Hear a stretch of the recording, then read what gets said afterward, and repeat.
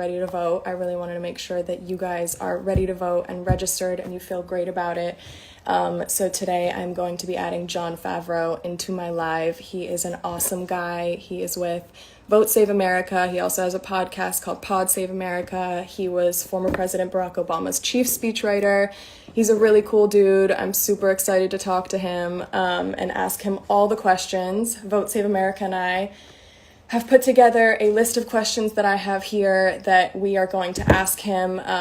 They are questions that I've had, and I hope that they are maybe questions that you guys have had.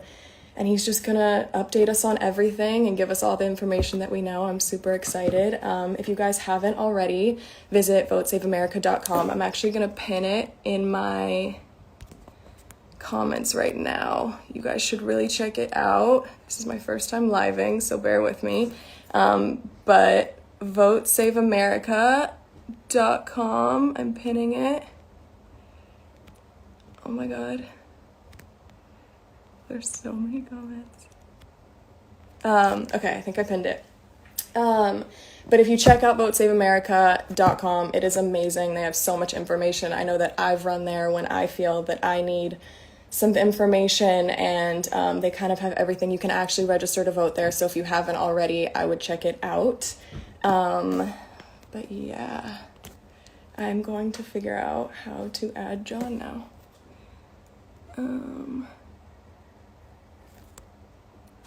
Let's see.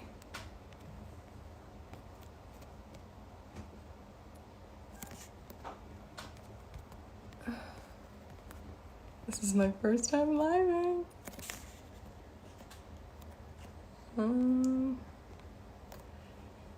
Vote Save America, where are you?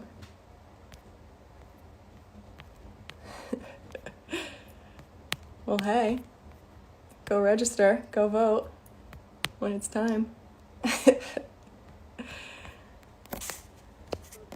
I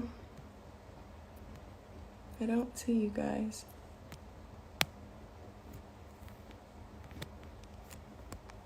Hold on.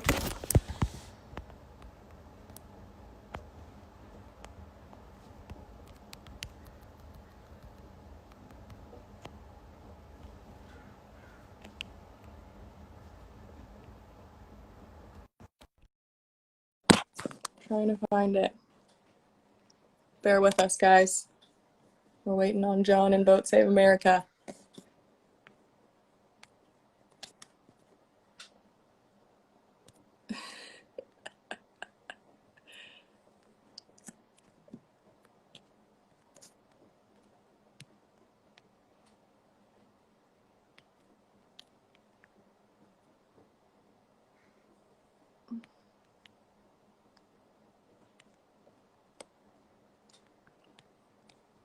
There we are.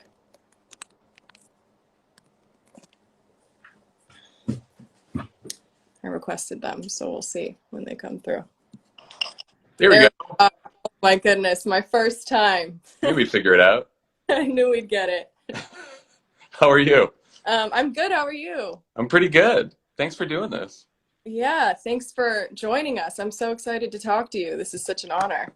I'm happy to be here. Happy to do this. All right, so we have some questions for you, but before we get started, can you tell everyone more about your background and just Vote Save America and stuff like that? Sure.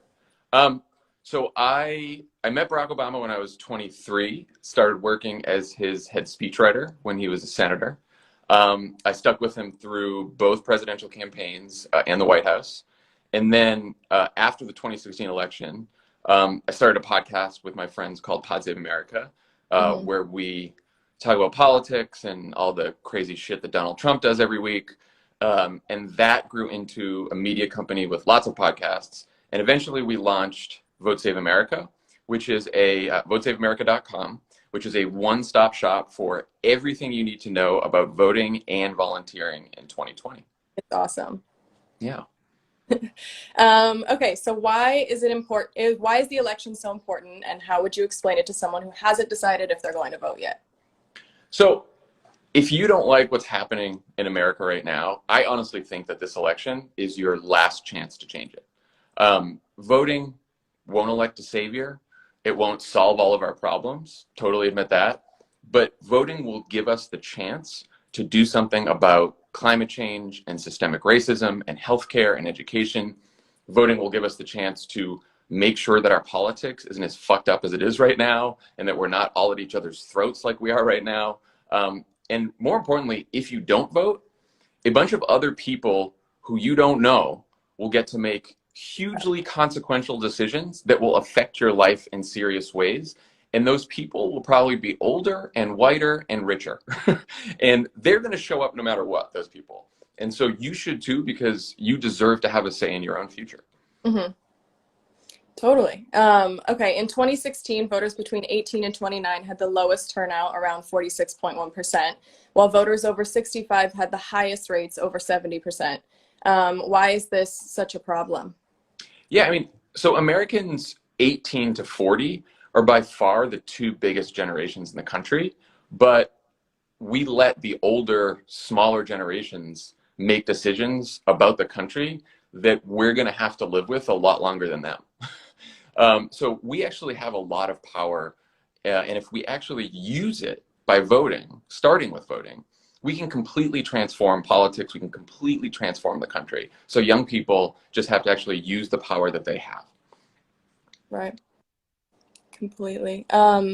Is there anything in particular that young and first-time voters need to know, like registering, early voting, voting Right. state? Yeah, lots of stuff. So you should make sure you are registered to vote. It is National Voter Registration Day, so it's a good day to do that. You should make a plan to vote. There are a lot of options. You can vote by mail. You can vote in person early. You can vote in person on election day. But you got to plan. You got to do it early. And you can find all the information about how to vote, when to vote, and where to vote on votesaveamerica.com. You can verify your registration. You know what we're eventually going to show you what your ballot looks like. We're going to give you deadlines about like when to register in every single state. So all that information is on the website. Which again, I have pinned. So if you haven't yet registered, go to my pin, click on the votesaveamerica.com link, and we can get you settled there. What are the major issues in this election, and how should you educate yourself about those issues / the candidates? So huge issues in this campaign. Just a few: whether or not we get the pandemic under control so our lives can go back to normal, whether or not we stop burning up the planet so that our future isn't wildfires and floods and air we can't breathe. You know, if you're in California, you go outside, you could barely breathe the air the last week. Issues like whether or not we do something about police violence and save the lives of the next George Floyd or Breonna Taylor. Whether we let Republicans take away health insurance and protections for pre-existing condition from literally tens of millions of people, or whether we expand healthcare to cover more people, protect a woman's right to choose, protect the children of immigrants from deportation, forgive student loan debt, decriminalize marijuana, just a whole bunch of other issues. Either Donald Trump or Joe Biden will be the next president. There are only two candidates with a chance. Because Trump is the incumbent, a vote for any other candidate besides Biden is essentially a vote for Trump. And there have never been two candidates who've had such different positions on just about every single issue than Trump or Biden. And if you want to compare their positions on every major issue, we have a pretty easy to understand side by side on votesaveamerica.com. Yeah, you were talking to me about that yesterday. It's actually really interesting. It's pretty handy. Can you explain voter suppression and how it works? Yeah, so voter suppression is when politicians make it harder for you to vote because they are scared of what happen if you do. They're scared of what will happen if you vote. And so in a lot of states, Republican politicians have passed laws to purge people from the list of registered voters, shut down voting locations, throw away ballots if your signature on the ballot doesn't perfectly match your ID. It's horrible. But the purpose of voter suppression is to make you think it's not worth voting, so you'll stay home. Mm-hmm. Voter suppression can't work if you double check your registration, make a plan to vote, get all the info you need on Vote Save America. It can't work if you decide that you are determined to vote. Right. That's how you beat voter suppression. Show up. So vote. Do it. How does the Electoral College work? Is your vote more important in some places? So the presidential election isn't a national popular vote. It's it's 50 individual state contests where the winner of each contest gets a certain number of electoral votes, and that gets determined by a state's population. You hit 270 electoral votes, you win the presidency. And because there's a group of states that usually go Democrat and a group of states that usually go Republican, that makes the remaining group of swing states extra important to the outcome of the presidential race. This year, the closest states are Pennsylvania, Wisconsin, Michigan, Florida, Arizona, and North Carolina. But people should know that voting isn't just about the presidency. Like, no matter where you live, you'll be able to vote for your members of Congress, maybe your governor, your state legislators, your local district attorney, a whole bunch of other offices that have a huge impact on people's lives. So your vote is important no matter where you live. Perfect. What else should we be paying attention to aside from the presidential race? Why do we need to win the Senate? Why is it important? I feel like you kind of... Yeah. I mean, the U.S. Senate is up for grabs this election. So, Republicans control it now. Democrats could easily flip the Senate. If Joe Biden wins, the only way he'll be able to get anything done, pass legislation, nominate Supreme Court justices, is with a Democratic Senate. If Trump wins, the only things that will be able to stop him from doing anything he wants are a Democratic Senate and a Democratic House. So voting for your senator and your House member are incredibly important. I also want to say, there's a lot of local offices that are important. We've talked a lot this year about criminal justice and police brutality and racism, and a lot of these decisions about who to charge with crimes, what police officers can do, they get made on a local level with district attorneys and sheriff's offices, and all of those races are on the ballot too. So don't sleep on local elections. They're super important. Yeah. If I'm already voting, is there anything else I can do to affect the outcome of the election, like volunteering or? Yeah, there's a lot. You can register voters. You can make phone calls, send texts, persuade all your family and friends and colleagues to vote. If you are young and healthy, you can volunteer to work at the polls on election day. Usually older people work at the polls, but that's very dangerous for them to do this year because of the pandemic. And so if we don't get enough volunteers to work at the polls, polling locations will close and people will have fewer opportunities to vote. So sign up to be a poll worker. You can do that on Vote Save America as well. We also have an Adopt a State program where you can sign up for volunteer opportunities in one of the 6 battleground states. And just to give you an idea, about 250,000 people have already signed up to volunteer and adopt one of those 6 battleground states.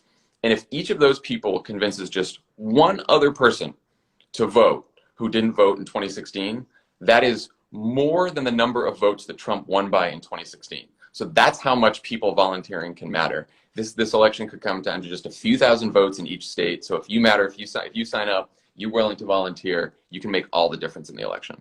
Yeah. Well, thank you so much. This has been actually really helpful. I'm learning Well, if you have any other questions, let us know on Vote Save America. We're happy to help, and we really appreciate you, Kendall, using your platform to help educate people about voting. Yeah, of course, and thank you so much for coming on. What an honor. And yeah, I'm thank you. Well, thank you, and have a great day. Take care. You too. All right, bye, Kendall. Bye, guys.